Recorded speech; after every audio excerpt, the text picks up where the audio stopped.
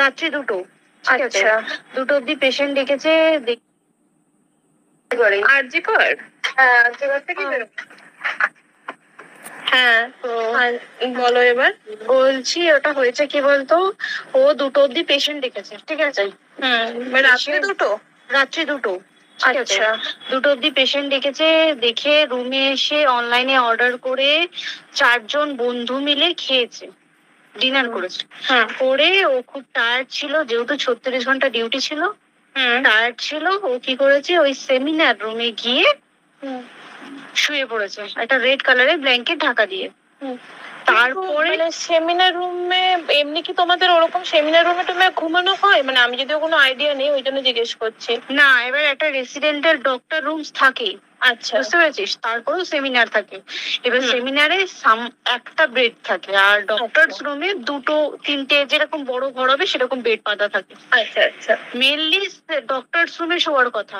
ঠিক আছে, হয়েছিল কি, ওকে বডিটা পাওয়া গেছে সেমিনার রুমে, কিন্তু ঘুমাচ্ছিল ডক্টরস রুমে। যে রুমটা তোর এখন ভাঙা হয়েছে, দেখেছিস রুমটা ভেঙেছে ঠিক বাথরুমের পাশেই। ঠিক আছে, মানে বাথরুমটাকে অজুহাত দিয়ে ওই রুমের দেয়ালটা ভেঙে দিয়েছে।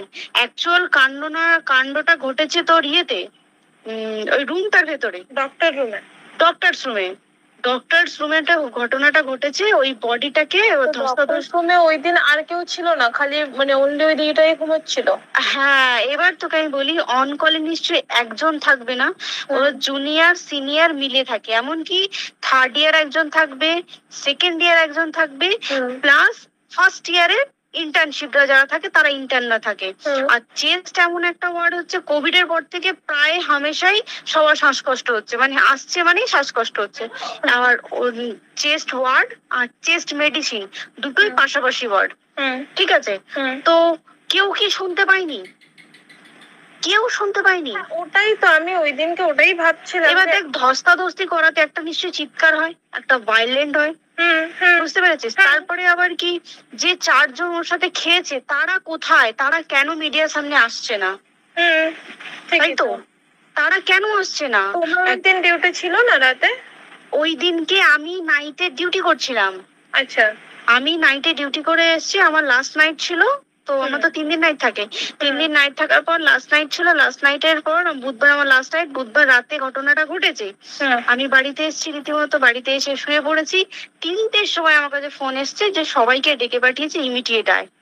তখন গিয়ে দেখি আরজিকরে এই অবস্থা, পুরো গোটা হাসপাতালকে ডেকে পাঠিয়েছিল।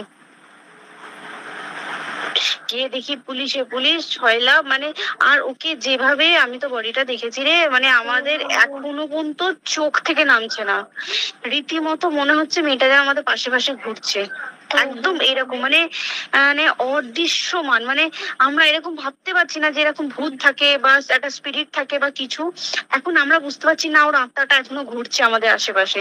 দেখ, ওর আমার তলাটা নেই, কিন্তু ওর থেকে ও থাকে 4তলায় ঘটনাটা ঘটেছে। ঠিক 2টো ফ্লোর নিচেই আমি থাকি, আমার রুমটা।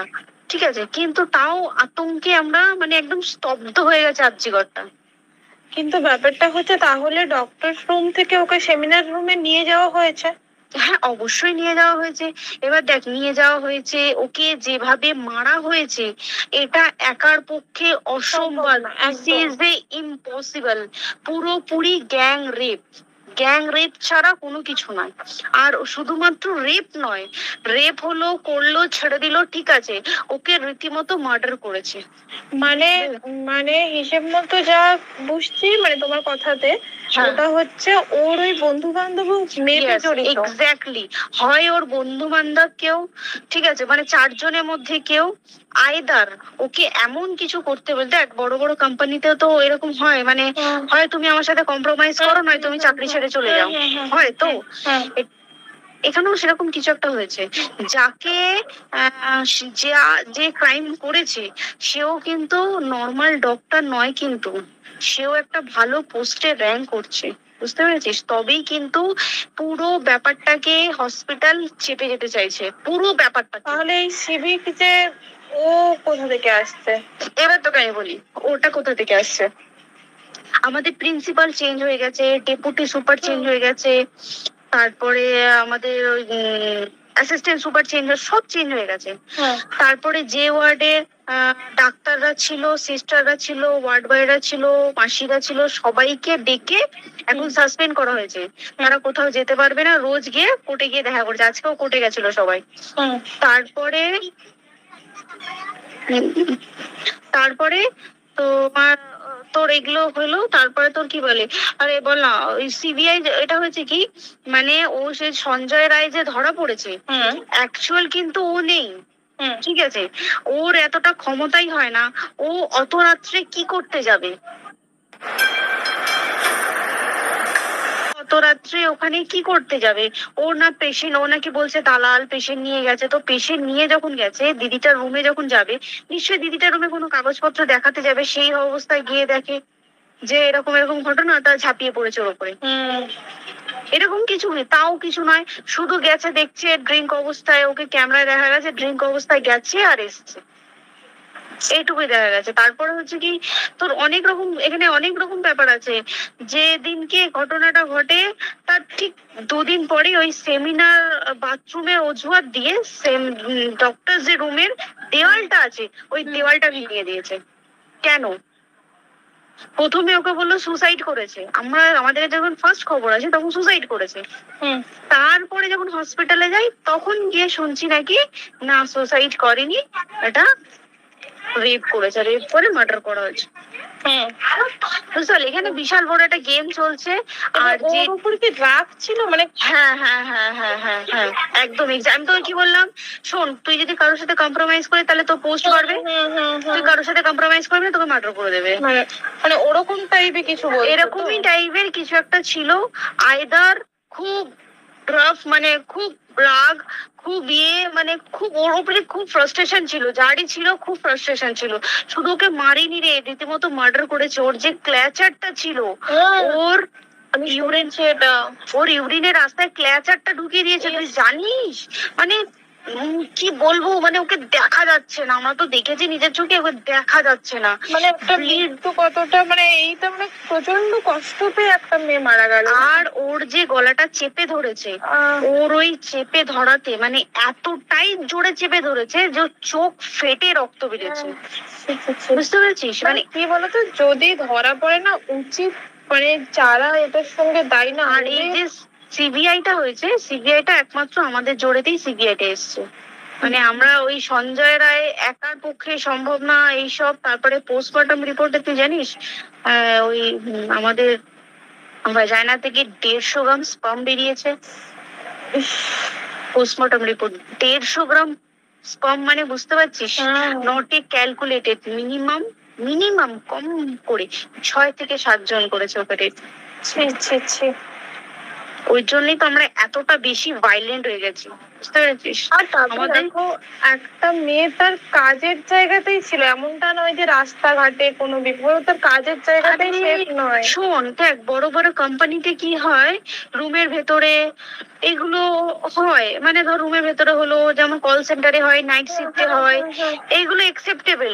বাট হসপিটাল হচ্ছে এমন একটা এরিয়া মতো একটা, হ্যাঁ আরজিকর বলে না, যে কোনো হাসপাতালে কেউ যদি স্ব ইচ্ছায় কারোর সাথে রিলেশনশিপে গিয়ে করতে চায় সেটা আলাদা জিনিস, কিন্তু ঠিক আছে, কিন্তু কেউ কারো বিরুদ্ধে এইভাবে করতে পারে না রে। তুই জানিস না, মানে ওয়ার্ডে কম বেশি আমরা সবাই ঘুমাই, কম বেশি আমরা সবাই জেগে থাকি, জেগে তো থাকি, তাতে কি কেউ শুনতে পায়নি? তার কি একদম ভাইলেন্স ছিল না? যদি কেউ না শুনতে পারে তাহলে ওর খাবারে কেউ কিছু মিশিয়েছিল, তাই কি না? সেটাও পোস্টমর্টম রিপোর্টে মানে লিক করছে না যে কেন খাবার ও তো খাবারটা খেয়েছিল, সেটা তো নিশ্চয়ই পেটেই ছিল, পেট থেকে তো বমি করে বের করে দেয়, সেটা তো ফরেনসিক রিপোর্টে কিছু বলবে। আর তুই জানিস না, দেনার দেন, মানে ধর পোস্টমর্টম রিপোর্ট আসতে 3 দিন সময় লাগে। ও যেদিনকে মরেছে ঠিক তারপরের দিনকে বিকেলবেলা পোস্টমর্টম রিপোর্ট বার করে দিয়েছে, মানে বডি বার করো আর পোড়াও। 10 সেকেন্ডের মধ্যে বাড়িতে নিয়ে গেছে, তারপরে বডি পুড়িয়ে দিয়েছে। মানে কি বলবো, হসপিটাল, মমতা ব্যানার্জি, সবাই, মানে তৃণমূল প্রত্যেক সবাই এটাকে পুরোটাই কেসটাকে চাপা দিতে চাইছে, পুরোটা। তবে তুই ভাব, যে মানুষটাকে এত ক্ষতবিক্ষত ভাবে মেরেছে, তাকে অভিষেক ব্যানার রেপ কি কলকাতায় প্রথম হলো? নয়। বিভিন্ন জায়গায় বিভিন্ন ভাবে রেপ হয়েছে, ধরা পড়েছে, ফাঁসি হয়েছে কি জেল হয়েছে।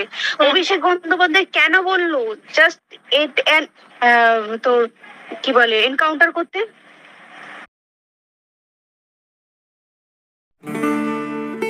जाओ फोटोज पोस्ट करते रहना दोनों। ये क्यों जाएगी? মানে কি সঞ্জয়কে যদি এনকাউন্টার করে পুরো কেসটা চাপা পড়ে যাবে, একদম। স্টুডেন্টরা ঠান্ডা হয়ে যাবে, আর আমরা সেটা মানবো না, আমরা সেটা হতেই দেব না। তাতে যদি চাকরি মানে আরজিকরটাকে সিল করতে হয় তাতেও আমরা রাজি আছি, সিল করে দেওয়া হোক আরজিকর, সিল করে দেবে মনে হচ্ছে যদি ঠিকঠাক ভাবে। এবার ওই জন্য আমাদের দাবিতে সিবিআই এসছে। এবার তুই একটা কথা বল, যখন দেখতে পাচ্ছে মমতা ব্যানার্জি যে কলকাতা